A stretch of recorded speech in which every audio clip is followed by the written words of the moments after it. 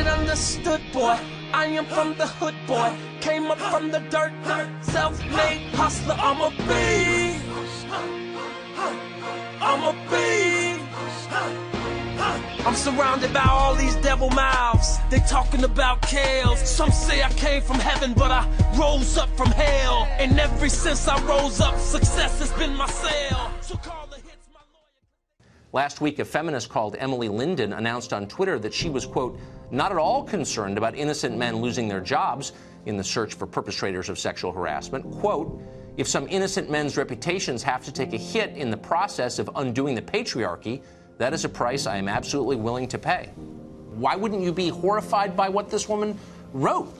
Well, she was defending it, saying that it would be wrong, but microscopic in the sense that what happens to women and women's reputations is so much worse than what would happen to a man's reputation. Women's reputations are destroyed constantly on a daily basis, and so facts don't really matter. So in other words, she's saying you should respect me when I make the case that facts don't really matter?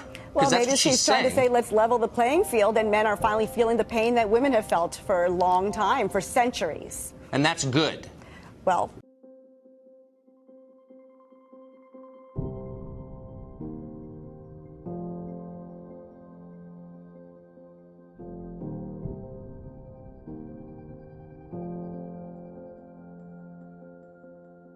2 years ago, a silent coup began to undermine our constitutional republic by overthrowing our judicial system using social media, journalists, and the news media as a propaganda machine to push fraud on the American people. The United States of America is under attack by terrorists, not foreign terrorists, but domestic terrorists wearing lipstick, skirts, high heels, and carrying purses. The feminist movements and the women's movements of the 60s and 70s have morphed into rogue, cyber, feminist terrorists who commit hate crimes against rich, powerful men for the purpose of tearing down the power structure in this country, to undo the patriarchy, and to revamp it so women control the power.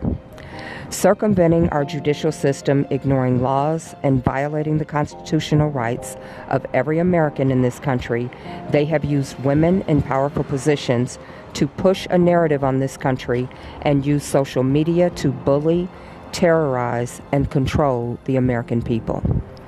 I have put together this docuseries to methodically break down step by step how the Women's March, January 21st, 2017, protesting Donald Trump's grown into this rogue domestic terrorism, and how laws are broken, constitutional rights are being ignored, and Americans are bullied and held hostage. Time's Up, Me Too, funded by rich, powerful women, have become domestic feminist terrorists.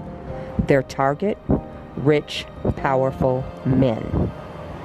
We will examine the high-profile case of R&B icon R. Kelly to examine step by step how women are the ones breaking the law, usurping our judicial process, violating constitutional laws, and holding every American hostage by these feminist domestic terrorists. But here's what we know is that people are flawed.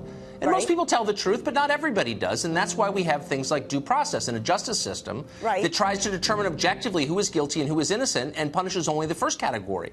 And she's suggesting, and a lot of other people like you are suggesting, just throw that out because everybody who makes an accusation is telling the truth when we know that's not true. Well, like, I don't want to live in the world you're describing. Do you really want to? No, like I said, I mean, social injustice, and I don't believe in that. But I'm saying let's live in a world with everyone's reputations at stake, not just women. Not just women are called names, not just women's reputations are at stake. There aren't just witch hunts. Let's have the wizard hunts. Let's have everyone burned at the stake, if anyone's going to burn at the stake.